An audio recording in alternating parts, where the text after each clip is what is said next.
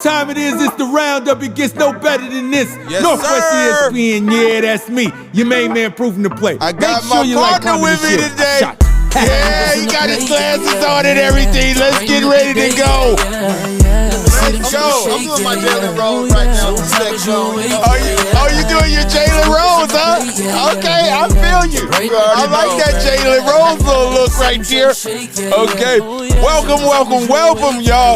It's the Proof and the Guru show. It's been long waited, but now it's here. And I think the Guru, Bill Ellaby, got something to say about a lot of things. Man, I'm fired up today, Proof, man. I'm blessed to be here, man. I got so much to say, man. I got so much in my gut right now. It's ready to come out. All my fans out there, all the folks of the Metro League, let's get it going, baby. Let's get it going. Yeah, man, I appreciate you. Again, I appreciate everybody that has been supporting us from day one, man. We do a lot of things involving all our baller homies that's out there.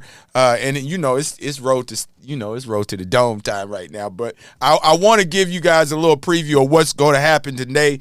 We got the all-Metro team that we're going to be talking about.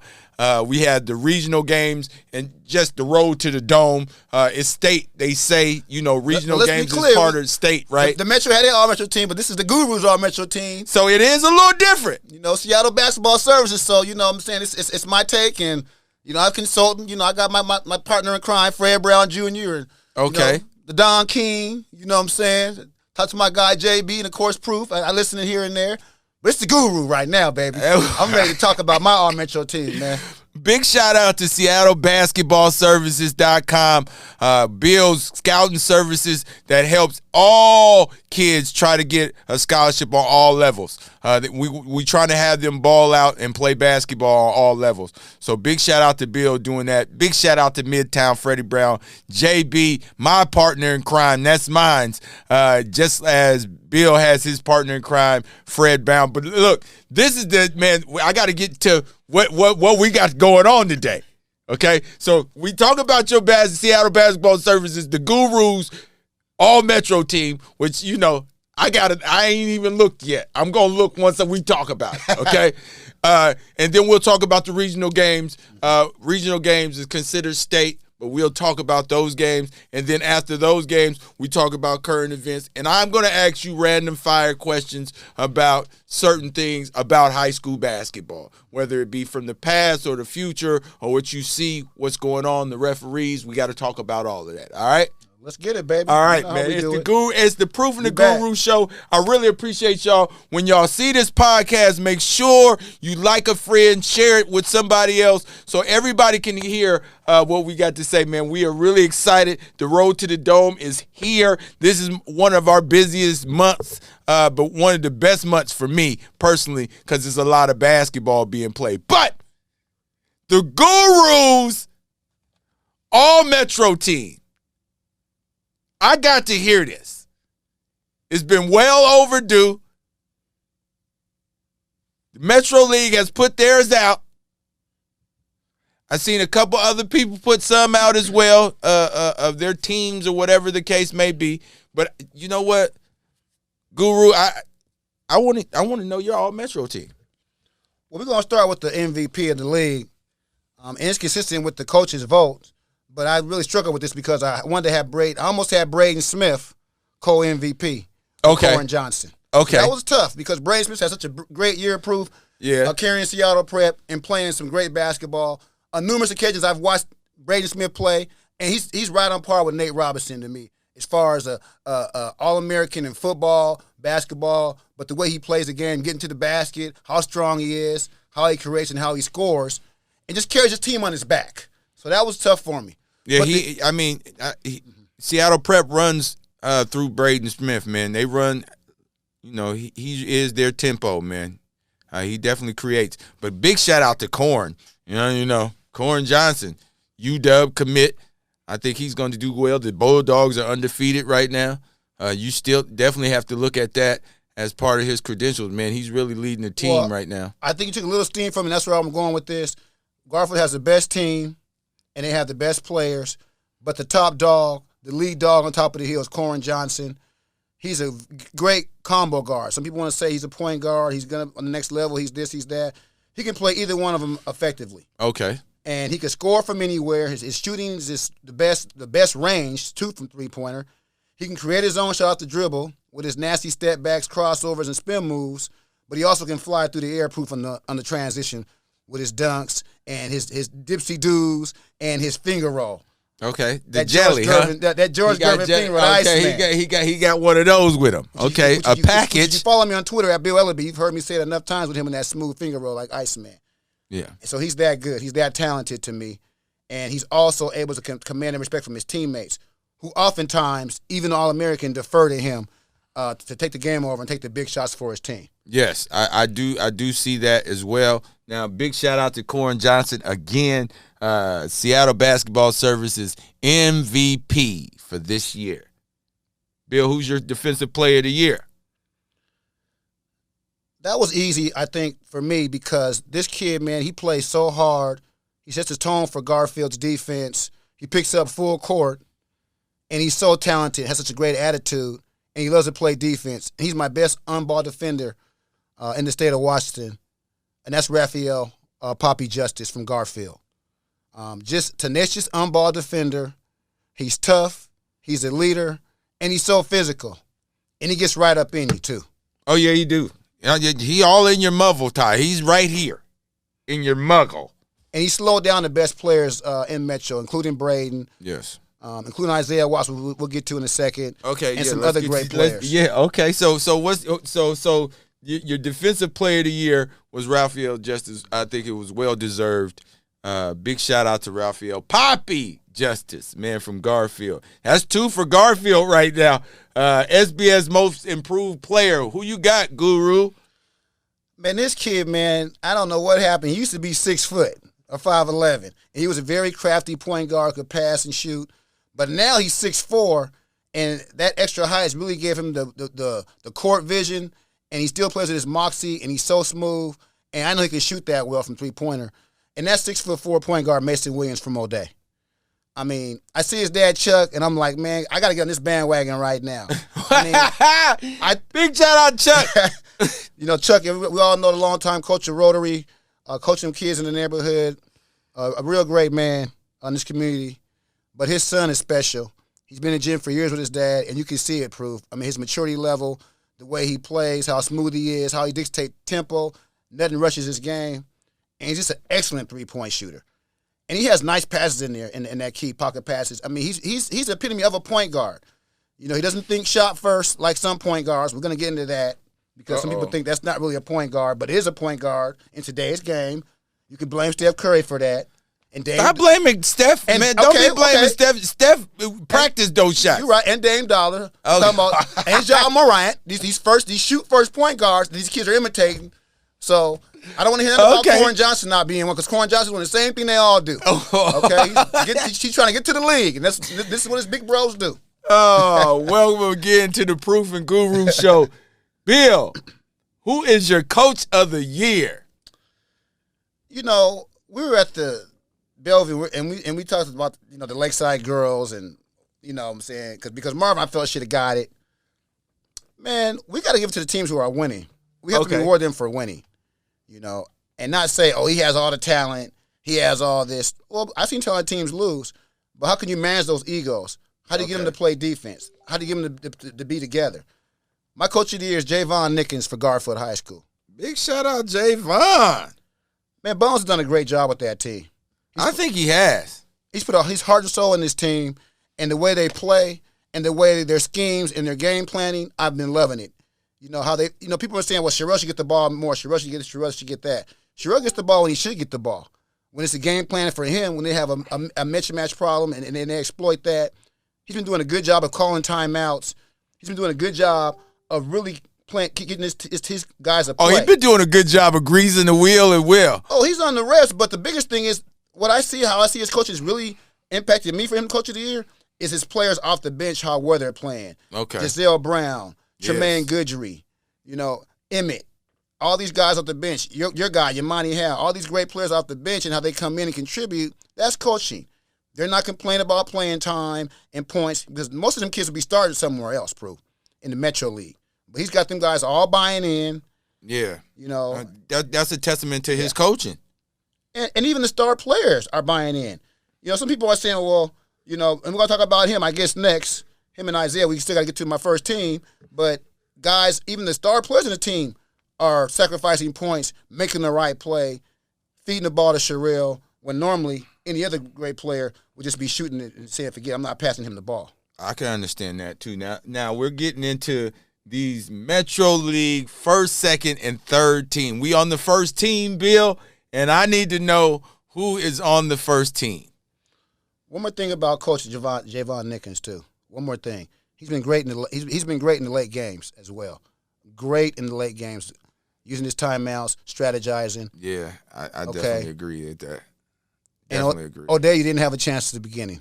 You got lucky to go into OT, so let me get that out the way, too. Ooh. There's been a lot of talk about Coach. Are you really saying that? There's been a lot of talk about Coach Kerr. Coach Kelly and Coach Kerr, some good coaches, don't you think? They are some good coaches. They're great coaches. But Javon Nickens has been greater this year. It's okay to say that. Okay. He's been a better coach. It's perfectly fine to say that. Let's go. Let's go to this first team Proof, because you know who it is. You know, I'm gonna take some thunder from Proof and go ahead and take over for Proof right now. Isaiah Watson, man, he's my shooting guard, my top shooting guard in Metro this year. You know, that dunk is still reeling in my head. That dunk is still. Hey, you called a good call on that, by the way. I just wanted to give you some props about you calling a good call. I mean, he had 34 points that night, Proof. Yeah. And all season long, Isaiah Watson, man, has been special to watch. We watched him at Seattle Prep. He's just so smooth. He can shoot the ball. He's so athletic. He's so long. And he has great footwork. Knowing he's been in the gym with his dad, the UW legend Donald Watts. We know his grandfather, Slick Watts. So there's a lot of pressure on this young man to play and to perform and to do it like he's done it with the class and grace. Man, I'm just proud of that young man and Donald and his family. My prayers still go out to Slick. We all know Slick had a stroke, so that's been hard on everybody. Want to make sure all our prayers and thoughts are with Slick as he gets healthy and better. But Isaiah Watts brought a smile to his face, man, by the way he's playing, Proof. You know, and by the way he's unselfish, too, and uses his teammates. You know, I thought he's done a great job with that. So, I mean, Isaiah Watts is my top shooting guard of my first team. Now, who's your point guard? Can I get the point guard? Well, the point guard was Braden Smith. I think we've talked a lot about Braden Smith already and the fact that he can take over the game with his scoring ability in the mode of Steph Curry. You know, and at times, at that one game, like, you know, when they lost to Garfield, we thought that Indy could have got guys involved. But he was passing the ball around, and they wasn't getting the job done. So he took over and brought them back. And then we say, okay, now pass the ball. So you can't really have it both ways. Yeah, you can't have it both ways. I definitely agree with that one. You're going to either let him cook or not let him cook. But he made some nice passes to you know, the other guys in the three-headed monster, which is Tyler Maris, who we'll get into next, and, you know, real quick here, and then also Christian King, who we'll get into. Let's not even talk about AR-15 until we get there, okay? So you just mentioned Tyler Maris. He's in your first team. Tyler Maris is in my first team. He's my power forward. Tyler Maris, to me, is one of the best players in Metro inside and out. He can shoot the three, and he can also jump over you for rebounds, and he can finish in the paint. And he's a great defender as well. I mean, he's versatile on both sides of the ball. You know, and he's been a consistent, good player the last 2 years in this league, and I feel he deserves first team. He's playing that well, and I love the way he finishes the transition with them dunks. I mean, I guess it's going, gets the crowd going. So Tyler Maris is my power forward, first team. Nice. Now, who's your small forward? Wow, man, I might get some water for this one before I get into this one because get some water, man. Because this guy right here, I might. He could be the MVP. I need some. I need some Gatorade. I need some of this Michael Jordan in me.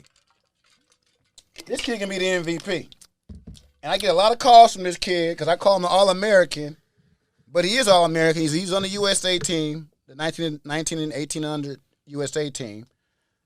He comes from basketball royalty on both sides of his family. Of course, son of Rod Stewart, and then he's also the nephew of Trey Simmons, sprinkling some Donnie Marshall in there and some Gil Goodrich. I mean, he's from a serious basketball family. And that's Jalen Stewart, the junior from Garfield. He's 6'7". He's built like a tank. He can jump out the gym, and he can shoot from the three. in the mode of a Steph Curry, or I compare him to a Carmelo Anthony with his great shooting.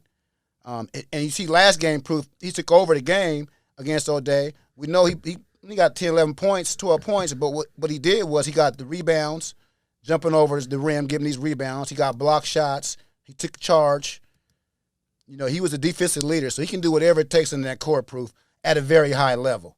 And that's what makes him so special to me. I think that makes him very, very special to me. I think both of them are actually, very special in that mind frame of making sure that people take notice of who they are on the court, even if it's not a shot or it's a made bucket. Just the way that he's blocking shots, he's getting steals, he's having his hands up on defense. It's so effective being 6'7", 6'8", being that long, and then his body, it looks like God, man. He walks like his dad. Can I flash back? Okay, go ahead. What about the play proof? What about when he dunked on that boy? When he dunked on him. And when he dunked on him, we didn't know who it was. He just he woke the baby on. Oh, whoa. Well, what made it so special was when Corn passed him the ball back, we didn't expect him to explode and jump like that. I didn't expect him off of one dribble like that either. I mean, he just showed that he has the next level athleticism, and that's what people always criticize him about because they want to see the Michael Jordan, Kobe, LeBron theatrics every play from this kid because he is that special. And when they see it, it's just a teaser. They want to see it again and again. But also proof he hits some backbreaker 3-point shots as well. You know, and he hits hard shots as well, too, proof on that baseline. He spin moves and fades away. He can get to the basket and score. And to me, I think moving forward in the state tournament, I want to see him go ahead and just use his athleticism and his strength down low and give Garfield and give Big Sherelle some help down there rebounding. Yeah, I think that is a plus. We need him to rebound the basketball, to be down there, but he doesn't just have to score. I think that team is so good that, everybody just has to know their role, like you said. And Coach Javon Nickerson doing a great job. Now, who's your last one of this 2020 Metro League first team? I don't want to put pressure on this kid like this, but what just came in my mind was Jesus Shuttleworth. And he's a center. Jacob Kofi for Eastside Catholic, man. It's so special, proof. And so versatile for a 6'8" kid to shoot like that from three, to handle the ball like that, to jump like that, to defend like that. I was so impressed by watching him, proof. Man, that game against Garfield, man, listen. Oh, my goodness. Listen, when he was blocking shots and Sherelle shots like he was doing, I was like, oh, wait a minute. Oh, man, he's serving up a tall glass of coffee, man, a real tall glass of coffee.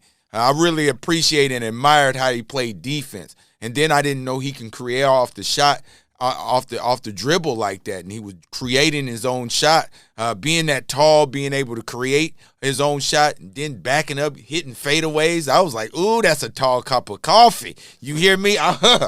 Bill. He had a swag on. And his confidence, and he was holding his follow through, back pulling down the court. He was in his bag, and he was having fun with it, but he wasn't, really talking trash. He did it all with dignity and respect. And like you said, proof on defense, for him to play like that against Sherelle McCullough, who to me, is one of the top big men in Metro, has a Division I offer. Man, that was something special to see. That was real special to see. And that might have got him to get in the first team instead of the second team. Because I don't see Sherelle on there. But now, second team.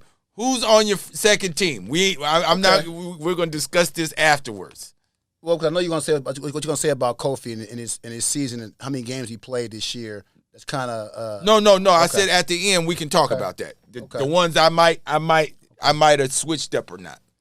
And as you know, I'm trying to get the positions, kind of covered. Yeah. Get back to the old school. Point guard, shooting guard, small forward. Hey, listen. Okay. Don't. You ain't got to explain nothing to me. You the guru. I'm just learning here and asking questions. I'm trying to get perspective for the folks who's listening to the Gurus All Metro team. Okay. Well, who's your second team? Who we starting with? We're gonna start with this young man who, like Isaiah, had some great family genes with his grandfather, the Rose Bowl MVP, Hall of Famer, his dad, Nate the Great Robinson, playing for UW football, basketball, 3-time NBA dunk champ. And that's Namir Robinson. Namir Robinson is my point guard for second team.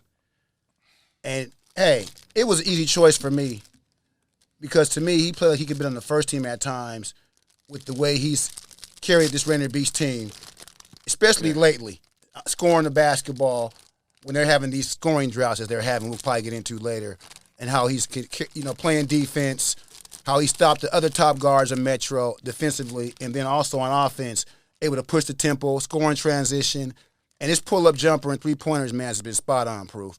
I mean, he's been a straight killer out there, man, just a straight cat eye from the outside, and he's just playing so hard. And he's a blur, like I said, in transition. There was times we were doing a game, proof. Where was the other defenders at? He was laying the ball, but everybody else was at the top of the key or half court. I'm like, what am I seeing here? Yeah, he was really quick, man. It was like it was a stick of dynamite up in him. Whenever he wanted to move, and I like the way that he's moving gracefully. It's not looking like he's trying to run fast. It just looks, it's just him. You know what I mean? I like how it goes into his personality. You know, you really won't see it until it's gone. Yeah, and he's quiet about it. You know, as his dad was more demonstrative, he's just kicking you behind, not saying nothing, not saying much at all. And he's so fast, man, and so dynamic of a scorer. And once again, we get to what is a point guard. Well, he does create for his teammates as well.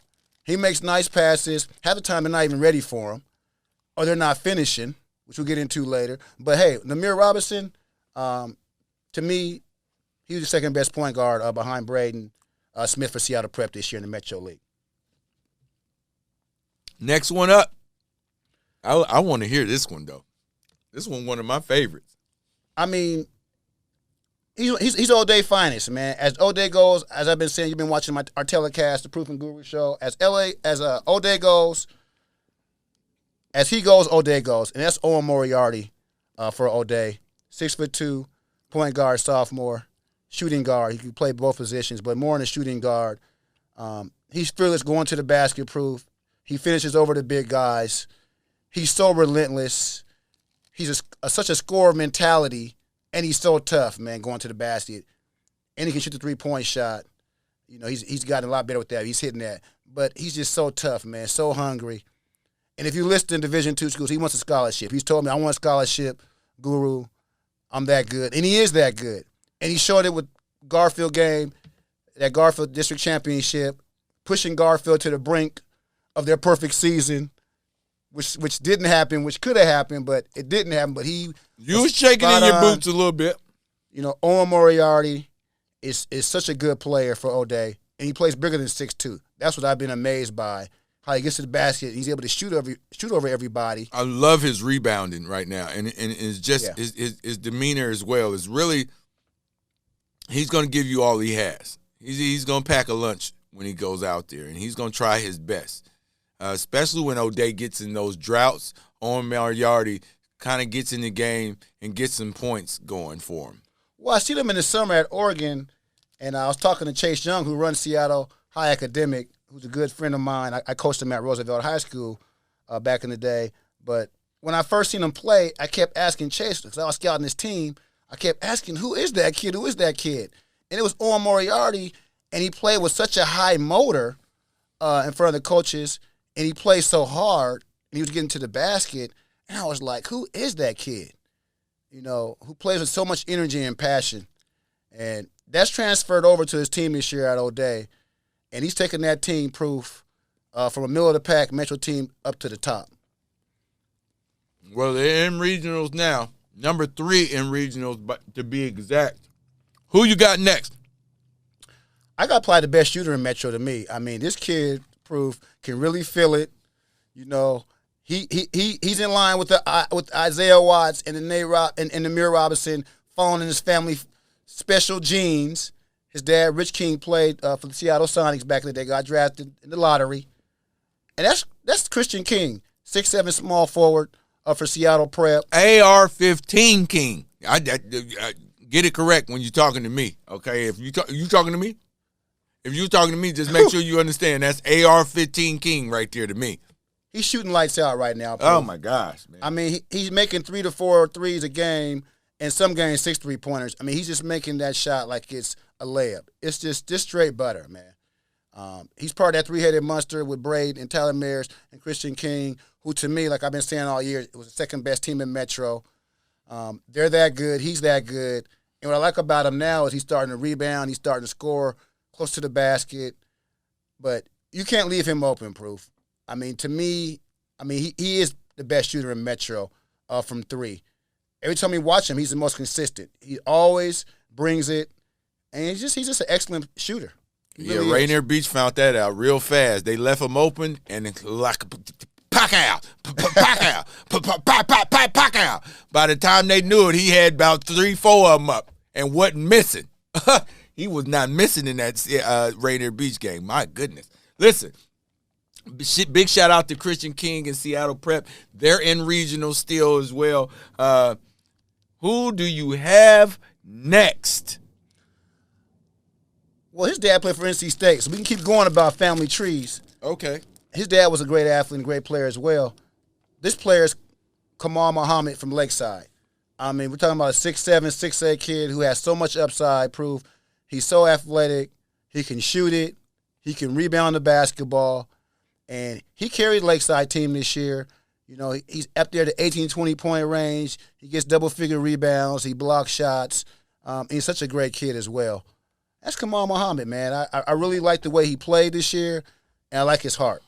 You know, he's going to be a special player in this next level. You know, he definitely has Division I potential, for sure. He might have played JUCO for a year, but the kid can really play basketball. And he's versatile, too, for a kid 6'7", 6'8", like that. And he's grown. He's growing, and his upside is just through the roof. Big shout out to Kamal Muhammad, my baller homie, man, from Lakeside. They're not in the regional tournament right now. You got one more, Bill, for the second team, all Metro from the SBS. Well, he's a man-child of the league, man. I mean, he could have very well been on my first team. I kind of gravel back and forth with this. But I'm sure he'll probably make my first team next year. But he's a man-child. He's been saving Garfield at the end of the games. He's been the go-to player when they need a bucket. And that's Sherrell McCullough. He has a Portland State offer right now, Division I offer. He's 6'7". He's built like a tank, but he moves like a ballerina, twinkle toes, and that's not in a bad way. The kid can move. The kid could be an all-pro defensive lineman, you know what I'm saying, or an all-pro tight end if he wanted to play football. He's that talented. You know, he can jump. He finishes above the rim. Yes. And I love his touch in there. And he can create a shot, too, in the Motor Kofi off the dribble. And you mentioned they had a great battle. Yes, they definitely did. It was Battle of the Titans, and he is so good. He is the most consistent big man we have in Metro. I've seen him in big games really get that rebound or get that one bucket close to the rim that they needed to carry him over into the next quarter or the next timeout. I really admire his game. Like I said again, he's the big fella of the Metro, that's for sure. So we're gonna get into this last third team, and then we're gonna talk about some things after that. So your third team, what's going on with you? What's your first pick? Well, you know, we went to the West Seattle game to watch Isaiah Watts, and quickly we found out, Proof, that there was this guy there who was like dynamite in the package, man. It was he was explosion one-on-one, and that's Tayon Sessoms, 6'2" point guard from West Seattle. Okay. The kid is such a dynamic scorer. That's a great pick. From the point guard, shooting that ball, Proof, from three the way he was, pulling up the way he was and getting to the basket. He was something special to watch, Proof. I was so impressed by his motor, his defense, and just how hard he was working, man. I mean, I was like, who is this kid right here? You know what I'm saying? I kept saying that. Who is this kid? You know, carrying West Seattle at times with Isaiah Watts on or off the court.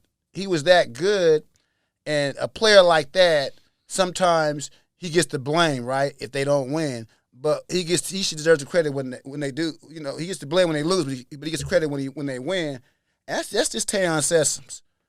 I mean, the kid can play, and he's in the mode of Owen Moriarty.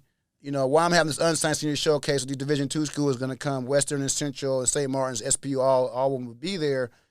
These are the kids who need the offers that you're not offering, who are that good, who deserve to have these offers, who can play on that level and contribute to your team, who are under-recruited. And Tayon Sessom is one of them players, Proof. I definitely think Tayon Sessom had a great year this year. Nothing held his head low on at all. I think Tayon Sessom showed me that he can get to the basket and finish. And then, you know, he showed us he had a nice turnaround game in the high post. So I really admired his game. You know, it's nothing that he has to look down on at all. Even though they are not in regionals anymore, they lost the loser-out game in districts. Big congratulations to West Seattle again for making it as far as they did. Who is your next player, Bill? This player was my most improved player, and that's Mason Williams from O'Day. Mason Williams, man, is the shooting guard on my third team, but he really plays point guard for O'Day. That's how talented and versatile he is. He can shoot the three-point shot so good. And I couldn't have him not on my third team or any of my teams when he just plays so well. Okay. Pushing Garfield, hitting that three to put the game into overtime for the district championship versus Garfield. And then we watched him play, how consistent he is for O'Day on the whole year, and he creates for his teammates as well. And he's just so smooth. That's really got my attention about him, that he's 6'4" point guard, but he's so smooth and he's poised, never having his game rushed. And I just love the way he plays in transition, too. Once he gets going in transition, man, it's a wrap, man. He can spin move, and the way he handles that basketball, really, really fun to watch. Really one of my favorite players to watch in the Metro League this year. Nice. Now, who's your next player, Bill? Well, I see this young man every day. You know, I work at Chief Self. I see him every day. He works hard before school, lifting weights, jump roping. And I give him some hints. You know, Holiday Black, you know, Jaquay wanted me to kind of give him this and give him that. I kind of stayed away, wanted to see what he was going to do. And I was surprised by how good he played. And that's Kofi Payton for Chief Self, 6'4", small forward, really athletic player, finishes with dunks in transition. He rebounds. He scores inside and out. Towards the end, started falling in love with that three-point shot. But I love the way he plays, man. He's one of the better players in Metro. Yes. And, you know, he's only a sophomore. And a lot of teams want him to be on their team. You know, so there's some recruiting going on of this kid because Self is not winning. And we all know when the best player on teams are not winning, the big guys come after him. So that's just how it goes. He has to navigate. That's the wild Metro. I've talked to him about it, and I've basically counseled him about it. Be the big fish in your small pond. Keep improving. Keep getting better.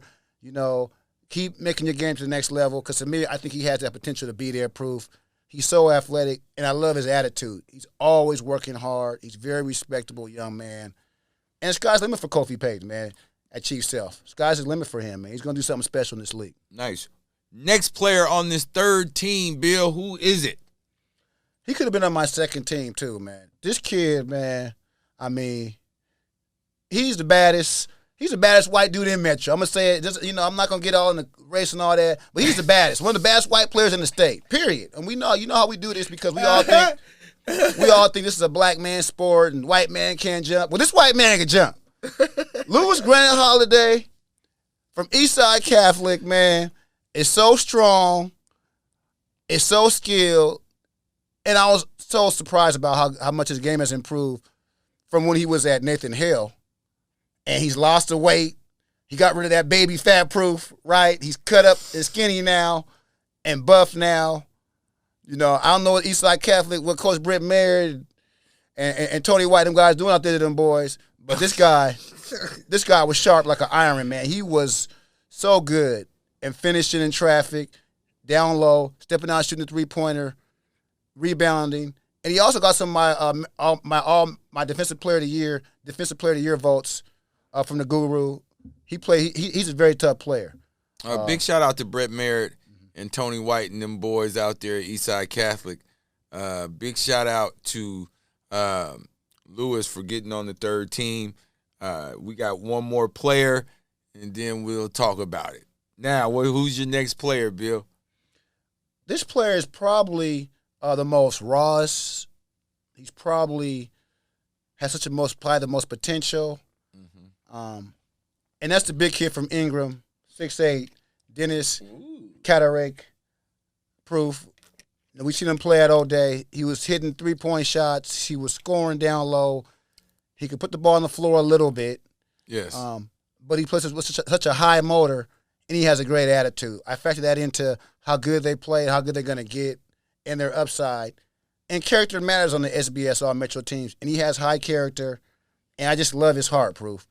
I mean, he went through some of the same things that Kofi went through at Chief Self with the team not being great, not having all these certain pieces around him.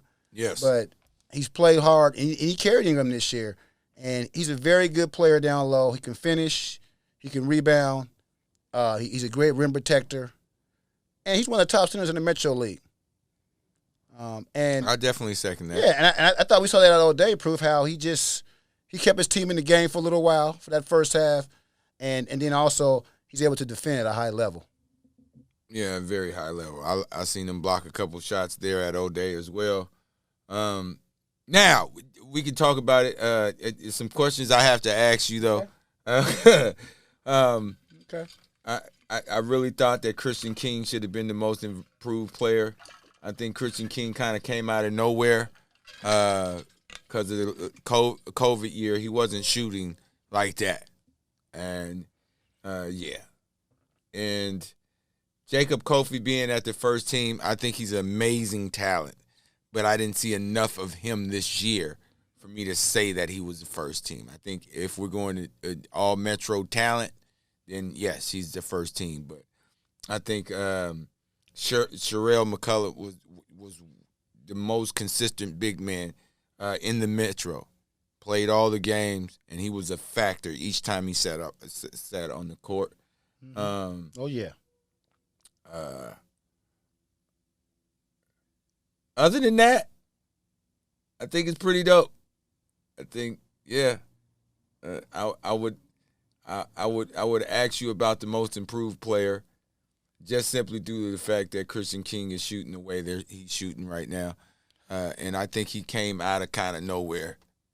I gave you a pass the first time you mentioned. Now the second time you got to mention it, we got to talk about it because Mason Williams basically is not just shooting threes; he's running the team as well. He's the point guard of O'Day. Yes. And at times people have said Owen Moriarty needs to defer to Mason Williams. And Mason Williams was the one who made the 3-point shot to put the game in overtime. That's true.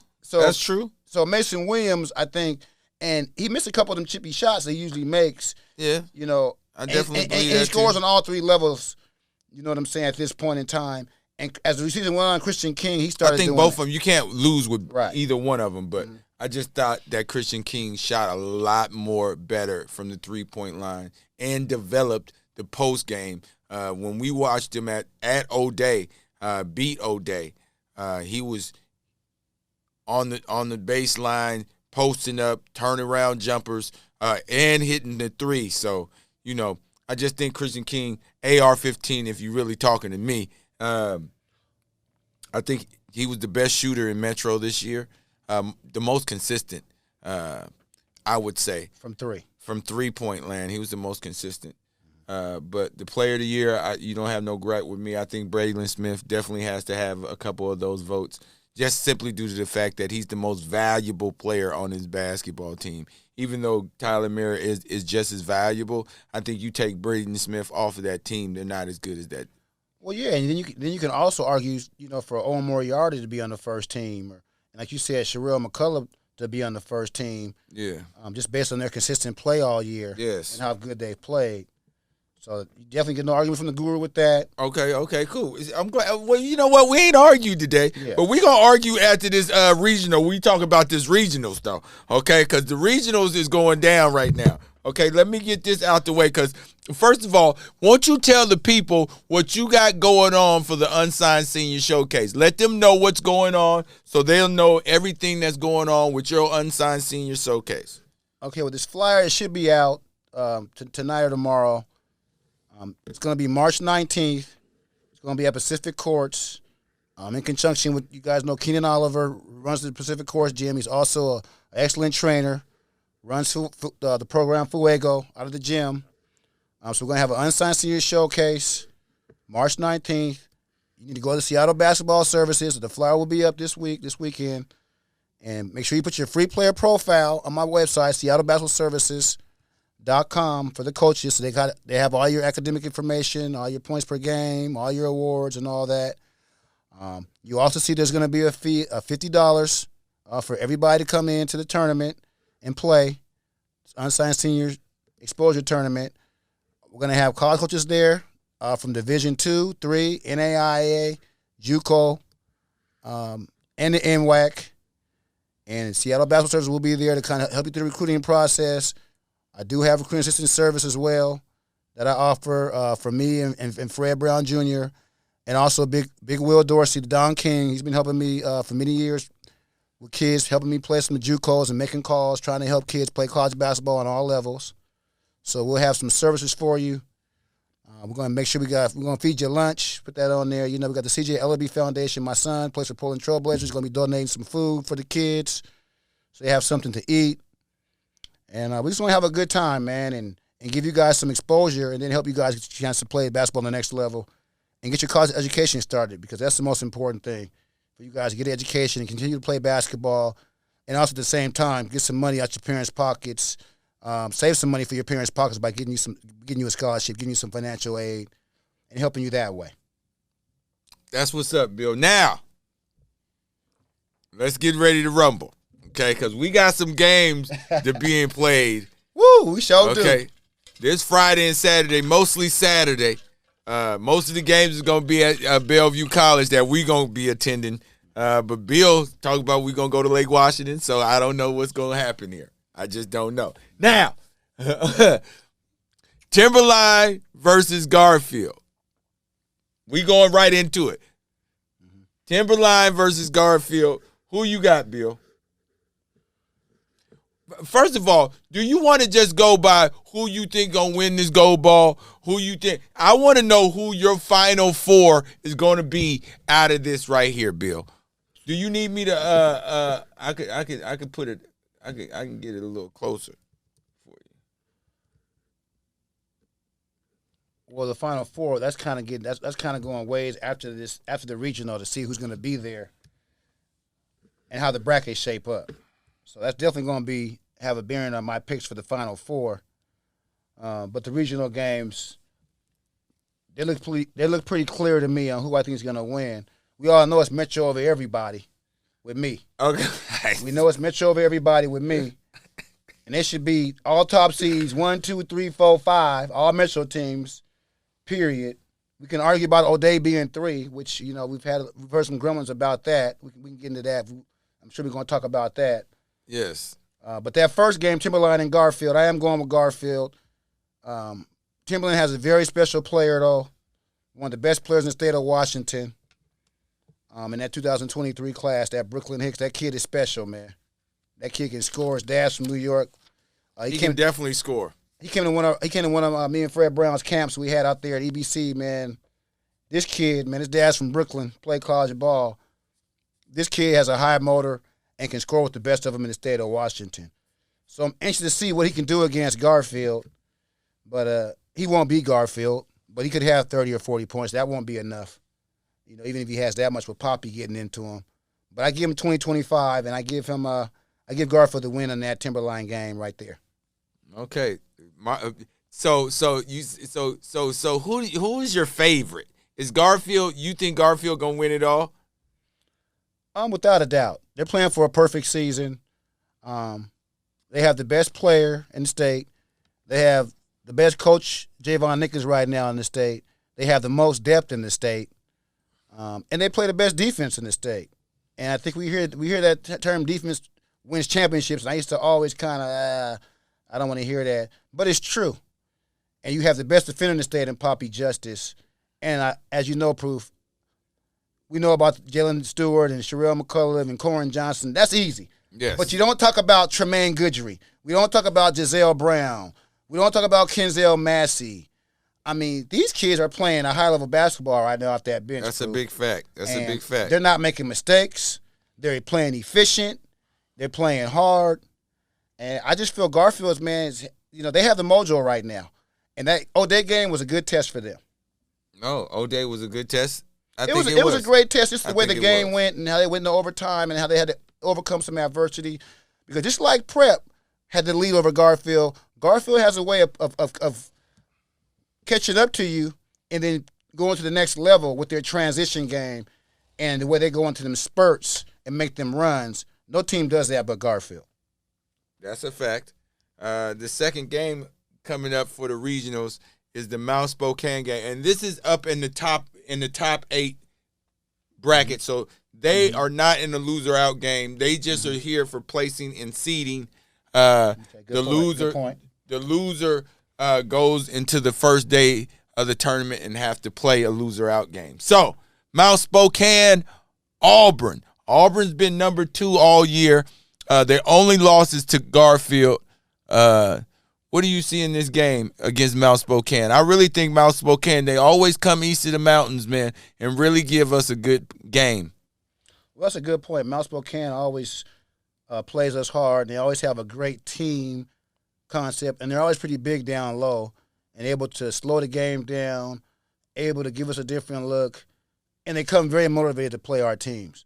And they beat Rainier Beach in the play. In the state, these guys come to play. But with that said, they have no chance against Auburn. Not a chance. Not a chance. Not a chance because Not a chance. because as we know and as we talked about, I think this is the most intriguing game we all want to see. We all want to see Garfield and Auburn because Auburn's point guard Malik Arrington got hurt in that game. Or many feel Auburn beats Garfield that night at Auburn. Yeah, that's a fact. And that's a big fact. I think Auburn's trio of guards with Malik Arrington, Daquan Watson, and Caden Hansen is among the best in the state of Washington. I'm par with the Metro guys. They're right there with them guys. They play that good. They're that smart. They're that talented. And I think they will prevail over Mount Spokane just with their great guard play. And they also have Trey Blasingame. Trey Blasingame. His dad's assistant coach, a longtime coach at Rotary. He's coached in the NWAC with Green River, a great coach. And his other son's special too. 8th grader plays for Rotary. Rico. He's special as well. So with those 4 Big guards. shout out to the Blasting Games. Yeah, with those 4 guards, man, I mean, Auburn should be able to overtake Mount Spokane, trying to slow the tempo down and kind of make it a bruiser kind of game. And Auburn, to me, is one of the best 3-point shooting teams in the state with that Caden Hansen, the coach's son, and then really Daquan Watson, who we don't really talk about. Daquan is a real sniper. Who, to me, should definitely have a Division II offer. It's a shame he doesn't have one right now, the way he can shoot, the way he's one of the best defenders in that conference. I think he was named Defensive Player of the Year in that conference.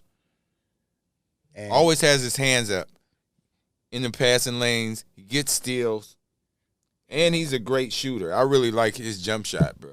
So you got Caden Hansen. He's going Division II. Malik Arrington's also Division I talent.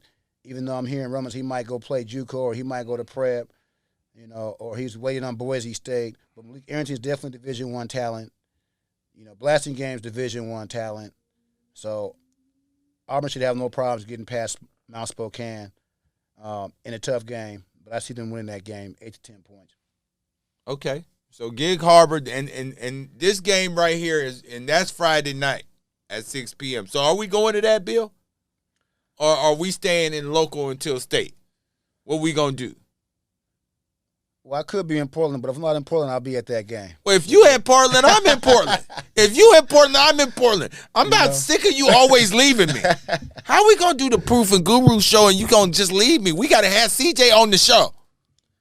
We definitely got to have CJ on the show, man. He's down there in Portland putting this thing in, man. He started 6 straight games, so I'm happy for him right now, getting an opportunity to play this point in the season. And he's fitting in, finding a role with the team, and just growing. Right now he's maturing. He's working real hard.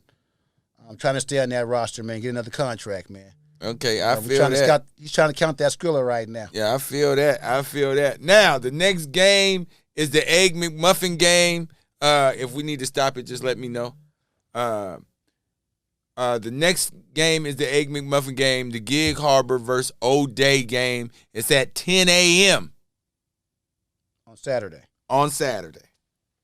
at Bellevue College. Well, we definitely got to be at that game right there. That's going to be a game. We're definitely going to be at that game right there. There's going to be Gig Harbor. And I am, people say I've been biased and I haven't been fair. Well, this is going to be a taste of it right here, what people have been saying about me. Gig Harbor doesn't stand a chance. No way. Doesn't stand a chance? No way. They might be the Hoosiers of the state right now. Well, Coach Kerr plays Hoosiers all the time. They, with all the talent, they play Hoosier ball, and I've criticized Coach Kerr for not letting his dogs go. But this game, he should let them go. Gig Harbor doesn't have a chance. I think with the way O'Day plays defense, which is underrated, they play such a great job against Garfield defensively, nobody wants to talk about. But they have another player, too, Miles Clark, who's 6'6", and then they have big Russ McFarland down low, 6'10", and then we got Miles Goodman. Tim Goodman's son, the legend for Chief Self, his son, he's a sophomore. He's 6'9". So O'Day really is chairman of the boards right now in the Metro League beside Garfield as far as just their defense. And I think O'Day is going to, run Gig Harbor off the line, them 3-point shots, and then also beat them down low. I think so, too. But you're gonna be, it's Metro over everybody. At this point in time, that's what it is. It's MOE, huh? So the game that everybody wants to know, everybody is in the, and listen to me. The game that everybody wants to understand, wants to be at the game, wants to watch the game. The game that everybody, and me, I'm critical because I don't think Metro teams should be playing each other right now. We shouldn't be playing each other again until we get into the dome. But Seattle Prep versus Rainier Beach. But let me say something about what you just said, Proof, because we have so many teams going to the regionals and state. They have to play against each other. And I think for years we've complained when Garfield and Beach had to play each other early, when they should be on opposite ends of the bracket, and they had these different scenarios and systems of picking teams and names out of hats and all that funny business. I see you kind of smirking at me, Proof, but, Grease the wheel. Go ahead and grease the wheel. This game right here, it's probably the toughest game for me to pick because, of course, they played earlier, and we know who won that game earlier. It was Rainier Beach. Ziggy showed out that day, too. He did show out. Let me put my glasses back on. Yeah, put your glasses get back smart, on. because what's going to happen is Rainier Beach does not win this time. And I'm going with Seattle Prep. You going with Prep? Going with Prep? I'm going with Prep based Okay. on the way they've been playing. Okay. The way the teams both been playing, Rainier Beach, to be honest, they have been fizzling out lately with scoring the basketball. They've been stuck at 45 to 55 points. That won't be enough to beat Seattle Prep. Okay. With the way Braden Smith is shooting that ball, Tyler Mears and Christian King, the way they're playing right now, and then the role players at Prep setting them screens and battling and fighting for rebounds and stuff, it's going to be a lot of mano-a-mano in this game. Oh, it's going to be a lot of mano-a-mano. Because one thing one thing that I do contest Rainier Beach for right now is that their seniors are really coming to play. Jalen Green, Mr. 5-star, Josh Connolly Jr., they're really coming and trying to put their best effort forward. I do think at times they fizzle out a little bit offensively, not knowing what they want to do. I'm glad you said that because I want to say something to the Rainier Beach faithful. And to the coaches. Anybody's listening. Oh, let's hear it. I need to hear this. We got to get Josh Connolly going. He hasn't been going at all. I thought he was a much better player than what he's been showing. And I think it's up to Rainier Beach to kind of get him more involved. Because he's been a no-show. And I'm talking about on the basketball court. We know he's an All-American lineman, can go anywhere in the country. But as far as basketball, he's been a no-show on the offensive end for them, contributing under that basket, scoring for them, getting to the free throw line, drawing fouls. I need him to be more active. And we also need Green, Jalen Green, to be more active and score some points for Rainier Beach to have a chance. All right? Because the most intriguing matchup is the point guards, the best point guards in the Metro to me going at it, and that's Braden Smith and Namir Robinson. Yes, sir. That's going to be a real lightweight match right there, baby. That's going to be a great matchup. Yes. And I think if Namir Robinson can do what he always does, that's slow Braden Smith down, Rainier Beach is going to have a chance. But Namir Robinson's going to need some help. It can't just be Mr. Robinson's neighborhood. He carries you on his back, and the other guys aren't stepping up, fumbling his passes, not scoring, not getting the putbacks, not finishing. They've been playing, Rainier Beach has really been playing, some inconsistent basketball. I can agree with you on that. It's been real sloppy. I do think the one impact player that when he turns it on and he's focused on what's going on around him, I think that's Ziggy. I think Ziggy is one of the players to me that can really show up, and if he shows up and tries to show out and be focused on trying to win the game with his team, I think that can really help Rainier Beach right now. Well, I'm glad you brought up Ziggy because now I got to get into Mike Bethea and the way they've been playing these freshmen at Rainier Beach. Wait a minute. What? You went straight to the freshmen? The freshmen ain't got nothing to do with what coach. They might be good enough, Bill. Come on, Guru. Now, so the freshmen aren't good enough. That's what you're trying to say? Freshmen are not good enough. My apologies to Petty and White and Cunningham families. They're not ready, and they're not better than the players that Rainier Beach has, who are juniors and seniors, who have the experience and could help this team translate into a championship this year. They're not ready to play. And if you don't have anybody, you got DeMar Johnson up there playing. You got the older Petty playing. Okay, so I understand that, but if they're playing better basketball, why not play them? If they're playing better basketball, I understand your point, Proof, but they're not going to be as consistent as the seniors in the state tournament. Okay, I can understand that. I don't think they're ready for them bright lights. Oh, so you don't think they're ready for the lights? Not ready for the bright lights. I would say Petty's a special freshman. He has no fear, so I can understand them contemplating playing him more. I've been hearing grumblings of him starting. I've been hearing this. Michael Thea, he's like Kurt. They're both these mad scientists who don't care. They'll put anything in the gumbo pot to stir it up, to make it come out tasting good. But we got to give Ziggy and them older guys more confidence. I feel when Mike does that, he takes away from their confidence, which takes away from his team. Because in the long run, they're not ready to contribute on both ends of the court, especially defensively. When you have these seniors and juniors, Proof, who can bring that have more experience and are stronger. So we're not going to put freshmen above them. I'm just not going to do that. Oh, that's a stretch, to say the least. I think if your upperclassmen are not playing good basketball, you got to find out some rhythm in your game, and maybe you have to find some kind of spark plug in your bench. And if you suit them freshmen up, they're going to have to be expected to play. So I do think at some point in time you're gonna need a spark plug, and they might be it for you. Mike's done this forever. He did it with Rick Frazier, and he had Nate Robinson coming off the bench, and Nate Robinson's dad, Jock's one of my best friends. We used to be at the games, and he's screaming, "Put my son in the game."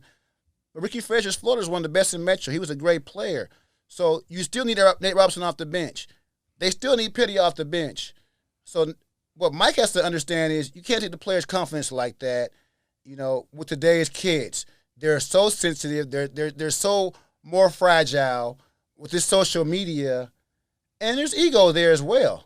So my thing is, if the Beach faithful are listening, and you can talk to Coach Mike, I know Big Dave listens and stuff. We got to give Ziggy some confidence. You got to get him to play and not be so critical of this man. He had some great plays. He picked the All-American Jalen Stewart and went down there and dunked on the whole Garfield team. So he shows you glimpses of his greatness. Let him play it out. Let's give him the first shot and see what he brings to the table. So now another notable game is a loser-out game, and it's Eastside Catholic versus Mount Tahoma. Mm-hmm. Who you got? Mount Tahoma doesn't even have a shot. They don't have a chance. They're not playing. Wow. They don't have a chance. Bro, they got the best scorer in the state right now. Alshon Anderson and that's is why. scoring 40 pieces And everywhere. that's why they don't have a chance. And that's why they don't have a chance. That's why, because you can't rely on one player to beat Eastside Catholic. And what if Eastside Catholic takes away that 40 and turns that 40 into 20? You see what I'm saying? That's where we have to understand where this is a team sport. So, and on the flip side, you can say, well, Bill, what if he has 50? Okay, yeah, then they have a chance. What if he scores 40 or 50? Okay, you're right. He has a chance then. Yes. But I think he won't score that many points. I think Eastside Catholic has the best two bigs down there, and their point guard, Quiet Kept, is a little dynamo. He is a solid point guard they have, and they have a shooter, though, who can shoot the ball. Eastside Catholic, to me, have not been healthy this year. And that's why when they, early in the season, we were like, what's Eastside Catholic? What's Eastside Catholic doing? We were all thought something was going on, but they had injuries. Kofi didn't play all season. And now I think Eastside Catholic is getting to full strength. And I think they're going to run Mount Tahoma off the wood. Just in a pure basketball standpoint, Proof. Ooh. Just in a pure basketball standpoint of the glass. I don't think Mount Tahoma has a big man who can contend with the Eastside Catholic physical play. They don't have anybody down low who can deal with them. And one of your third team all Metro, I think he's going to be very solid for them as well. And your third team all Metro from Eastside Catholic. So I think that's pretty good predictions there. Okay. Well, and I think too now.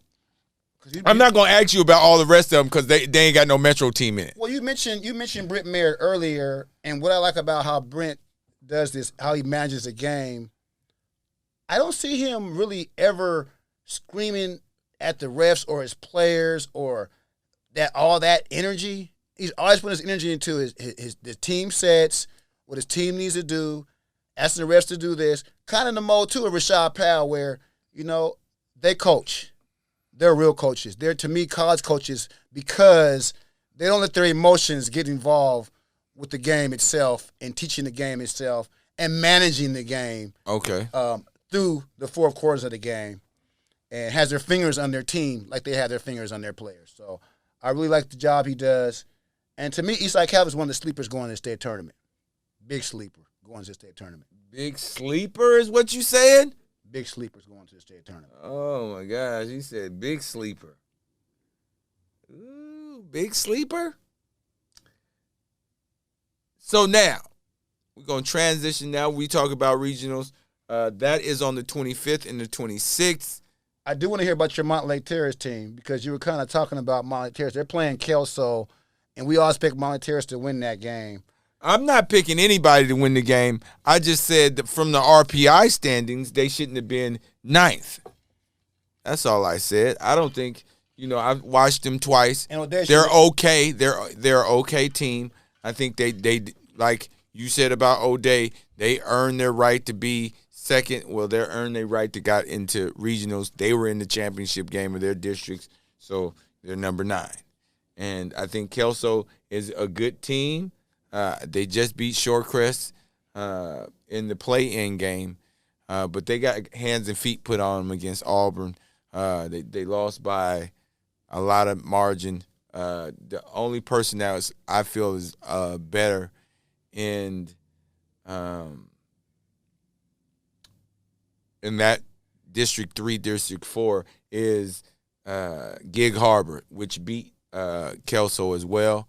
And so, I think Kelso is going to be okay. I think they got a great team, but I think Montlake Terrace has some better pieces. But I think Kelso plays together a lot more. But it also goes into account that they have to play at Jackson High School, which is right up the street from Montlake Terrace. So, Kelso's going to have to travel a long distance on that Saturday at 10 a.m.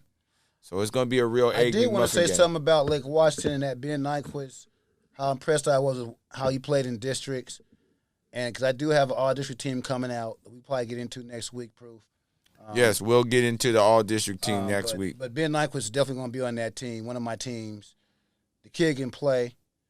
The kid can score. The kid can rebound. I mean, the kid might as well drove the bus to the game. He did everything for his team, Proof. And he played so hard. And I was impressed with Ben Nyquist for Lake Washington. I definitely was impressed.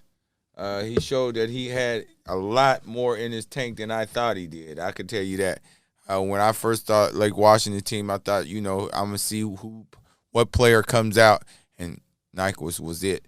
He giving a whole bunch of doses of NyQuil out there. Lake Washington plays Kennewick this Friday at 6 p.m. So Kennewick plays In a loser-out game. in a loser-out game. No, actually, this is not a loser-out game because yes, this is a loser-out game, Bill. The Guru, it's a loser-out game. Lake Washington versus Kennewick. Who you got? Wow. Now I can go to some things for you. Okay, I can go to their schedule for you. Okay, if you want to know their schedule, they don't. Scroll down a little bit more. See that? There you go. Okay, they got a couple of freshmen and sophomore that's 6'6". For us not being able to chance to see Kennewick too much play, They 16 and 8. just based on their playing them teams over there, Richmond, Kamiakin, Pasco, all them teams over there. It could be. I think it's going to be a hard game for Lake Washington. Just based on Kennewick's going to play a more physical type of game, and also Kennewick, I'm sure, has some good players to play. So I think it's all going to be based on Lake Washington getting some help for Ben. Ben Nyquist is definitely going to come bring it. But I know this Kennewick team, to me, I think has a slight edge, just kind of based on physicality, and they're a bigger team. Definitely from the looks of it, they look like a way bigger team. They have a lot of senior leadership. They got 4 seniors and 2 juniors. They got a lot of freshmen on the team. They got 3 freshmen, so the freshmen might be making an impact in there. And they have 2 sophomores. So, 3 sophomores. So I'm going to pray Lake Washington wins. I'm going to stick with my guys over here, even though I would say Kennewick's going to be a tough draw for them. Because if they're coming over here, they're the best team over there. They're really good, and that's how we know that they're really good. They're still playing. They're really good. They've been good. I'm gonna go with Ben Nyquist though. I think Ben's gonna come bring it. And something just came to mind about the Lake Washington offense. Proof. They even gave Rainier Beach problems, cutting to the basket, and then also able to guys where they're playing so well together. definitely a fact there. Definitely a fact. Last game, Arlington versus Ferris. Who you got? I'm going to go with Ferris. Man. Having the home court over there. Yeah. Arlington has to go out to Ferris to play that game. So yeah, that's gonna be a big game. And that's at Central Valley High School as well. I'm gonna go back to because proof. I got to put proof on the spot with this game because we were in Auburn, and the point guard for Ferris on my rankings, Trace Atkins. I thought you were a little bit critical of his game. Maybe he didn't play well, but he's definitely a good player. He's in my top 100. Oh, now you gonna put your rankings all in my face? So, oh no, you didn't. I'm gonna go with Ferris. Even though when I say that name Ferris, it punches me in the gut because I had to play him back in the day. They play hard, they play together, and to me, they have a talented point guard in Trace Atkins, and I think he's gonna beat Arlington. On the east side. Big shout out to Trace Atkins, man. Okay, Ferris High School. Top 100 in the SBA. We're gonna make sure we say that, okay, with our chest out here. Bill, I wanted to know a couple more things because that's the end of our session here. We have went through all of these games. You told us what you thought who would win. Next week we'll talk about the next round and what we'll see after this tournament here. Hopefully we get to talk about this right after the games has been over after Saturday, maybe Sunday. We can come in here and then we can kind of put it out for Monday just because, it's about to go down March 2nd. And it's a lot of things that needs to be not transpired, but there's a lot of things about to get shooken up around here.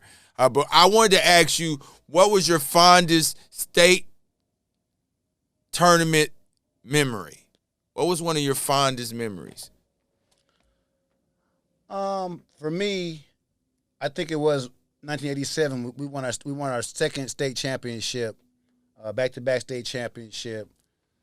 My junior year, that was my most fondest memory. I played. I got a chance to contribute in '86. I was more or less on the bench, a bench player. I was a sophomore, only sophomore on Garfield's bench. That's why you don't like playing freshmen. Well, I was going to say, which is probably why I'm against freshmen, because we had that great of a team, and it made me hungry and become a better player and work hard to become a better player by Al Harrison, quote-unquote, holding me back. But the guys in front of me were better than me and stronger than me. And we were able to win a state championship with Chris Fogerson, who's, as I say, the Garfield boys go to me. And then we had Craig Murray. The Garfield GOAT. Let's re-clarify that now. Garfield boys go. Joyce Walker's the GOAT, but the Garfield boys go. Okay, so Garfield boy. The boy. I honored the boys. Joyce the Garfield. Walker's the greatest to me. Chris Fogerson. Chris Fogerson back in that time. Of course, we all know Brandon Roy. We're not. I'm gonna get into that argument right now, but before 2000, before the Brandon Roys and Tony Rose came, Chris Fogerson was that man from that 70s, 80s, 90s. He's that guy. And they had Craig Murray from the Terrace. He was a great point guard. And then, of course, Craig Jordan, 6'8". And you had Jason Eichinger. Mark Phillips was an Olympian 400 hurdler. The brother of Peller Phillips, who I played with. And, of course, we got, rest in peace, Shannon Nelson was part of some of these teams. But that was my best memory, because that second year, the 86 year, we didn't lose in state. And then we wanted to come back the next year and do the same thing. And we did lose, though. We lost once to Roosevelt in triple overtime in districts because of Will Brantley. Roosevelt, the legend, had a great game. Ended up going to Oregon State playing with Gary Payton. But we beat a great Roosevelt team in the championship. Craig Jordan blocked the shot, and we barely beat them. So that was my most fondest memory in high school, just that the exhilaration of that game, the joy of it all. I celebrated with Ishmael Butler, who later on went on to win a Grammy with Diggable Planets, and Jason Jones. Shout out to Ish. Yeah, Ish was the man. He used to always walk around Garfield with his Adidas on and his hat, rapping. And I always tell him, "You're not Run DMC, man. Well, you're not a rapper. Who do you think you are?" And I was one of his biggest haters, but actually I was really his biggest fan. I love Ish, and I'm glad he turned out to be such a great guy with music, and did big things for our community. So, Bill, man, this is gonna wrap it up, man. You said what you said. You keep saying it if you got anything else to say, okay? Because some people think that you don't know what you talk about, Guru. It's all good. I mean, I wish we can get into some other stuff. I think we're gonna say that for next week. What other stuff you want to get into? That's what I'm saying. Let me know what you want to get into. Well, Metro League right now, the next 2 or 3 years, they're thinking about classification changes, because we have this 3A, and we have this top 3A league, and then the bottoms, and we have this discrepancy in wins on point differential. We see the Cleveland girls and the Garfields 112-2, whatever, and then we have the boys, teams losing by 30, 40, 50, and we've been hearing grumblings about 2A, Garfield, Beach. These teams are recruiting. But I really want to say something about the private schools. It's time for them guys to have their own division. And maybe we play them once, keep the rivalries going, but they need to leave the Metro League, to me. It's time for them to leave the Metro League. For years, they've been taking our inner city kids, to play on their teams. They can recruit from a 30-mile radius, and it's okay. 2 years ago, they put in a new rule that the public schools in Seattle can't play prep teams around the country. So if that would happen when Michael Porter Jr. was playing and Brandon Roy was coaching, then them guys don't win the national championship because they wouldn't be able to play prep teams. So now Garfield, people talking about Garfield's so great, how come they're not playing? They can't. They can't go out of state and play these prep teams now, Proof. We have a new rule where the WIA says they can't play them, which is so unfair. Okay? And you want to talk about Rainier Beach and Garfield recruiting and all that crap. Well, what's O'Day doing? I got the tuition right here. O'Day's tuition is $18,275. A year? A year. Blanchette's $20,000 a year. Seattle Press $23,750 a year. Lakeside $38,160 a year. Eastside Catholic $26,000 a year. Well, how can these kids go there? How can they go there? They can't. Most of these inner city kids can't afford to go there. So why are they there? They're there to play basketball. They're there to play football. But they can go there, right, and get a scholarship to play there. Yes, they can get a scholarship to play there. And it's really an unfair advantage when you want to get on the public schools for recruiting. When the public schools can't play national team tournaments, okay. And word I'm getting is the private schools, they don't even pay into the Metro League like the public schools. Where's your money going? Why aren't you required to pay? Well, I do know O'Dea is about to have their own home field up in Skyway. Big shout out to O'Dea. They're about to have their own field. I do think that it is a little conflict of interest, but now, as I see it now, you can go to any school you want to now. You know what I mean? So that's a big plus for that. I'm glad you talked about that rank. You can go ahead and answer, man. I can bleep that out. I'm on the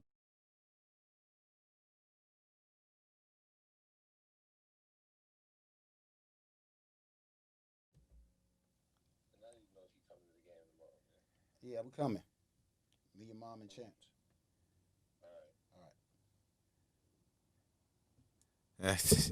He said, yeah, man, I need to know if you're going to come into the game, man. I don't need to know if you podcast and all of that, man. You know, but we're going to get him on here eventually, man. But I want to talk to you. I mean, just because of the money aspect of it, Birdies is telling you that, you know, private schools don't even pay to get into public schools. That's probably why they don't, you know, they can still allow fans because they are a private entity, private educational building. I just, you know, sometimes I just feel like some of those people that are in private schools are kind of looking down upon the likes of Garfield and the Don King for, you know, trying to get the best team they can muster up because you guys can do the same thing. They trying to even the playing field. I don't see anything wrong with it, actually. But now the new rule, it states that, you know, you can go anywhere you want to. Well, the private schools, they kind of contribute to this big gap as well. When you get all the best basketball players and all the best football players, and then you go on to play at Franklin High School who doesn't have all these kids. You know, we have gentrification, and they're going to certain other places. And then as soon as Franklin gets a couple of players in from O'Dea or Ballard, then all of a sudden now they're in trouble. They're not eligible to play. But you're eligible to play at O'Dea. You're eligible to play at Blanchette and Prep and Lakeside, Eastside Catholic. You're eligible to play, okay? And then people cry foul about Garfield and Rainier Beach. So, you know, the Metro League, the athletics, they got to figure out a way to make this more equitable for all the teams. And the only way to really do that, Proof, is to have a 3A division and then you have a 2A division. That way, the lower teams in Metro, you know, Chief Self, Cleveland, West Seattle, some of the teams like that, they're able to play in 2A and have a chance to you know, compete on that level and get to state tournament. And then the top teams compete against each other to get better. Why do they play on these lower teams and they're blowing them out by 60? That's not helping them at all. No, that's definitely not helping. I think the 2A and 3A, I think that's a great idea. I don't know who would go 2A, who would go 3A. I don't know who would stay, who would go. That would be a great topic for discussion. Well, remember years ago they had Garfield, Roosevelt, and Ballard playing 4A, and the Garfield faithful had to drive across the lake to go. You know, they're playing Issaquah, they're playing them teams over there. Yes, and You know it wasn't a good look either. Being that they got called all kind of things, we had different kind of instances when Garfield went over there across that lake. So I would say in the 4A, I think in 2A it would be a little different.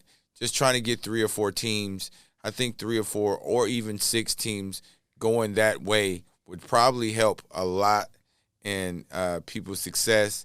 And I'm not saying that we don't need crossover games because we can have crossover games. It just I think some of these teams do need to be 2A.